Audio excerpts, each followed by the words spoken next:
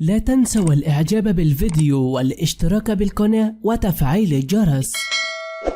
وجدوا رسالة مخبأة داخل المسجل الإلكتروني من الأميرة على سلمى. حزنت وأبكت الشارع المغربي بأكمله. قالت فيها هذه الرسالة: لا تنسوني يا أحباب بالدعوات، أنا أحبكم جيدا وأعرف الكثير عنكم، عن الشعب المغربي بأكمله. وطلبت الأميرة في هذه الرسالة أن لا تنسوني يا أحباب، إن الدعوات لي تفرحني بقوة. وإن صدم الشارع المغربي في سر اختفائها بعد هذه الرسالة المبكية والمشعلة على مواقع التواصل الاجتماعي، بعد وجود الرسالة المكتوبة بخط اليد من الأميرة آل سالم بناني التي هزت المواقع وأبكت الجميع، واشتعلت المواقع التواصل الاجتماعي بهذا النبأ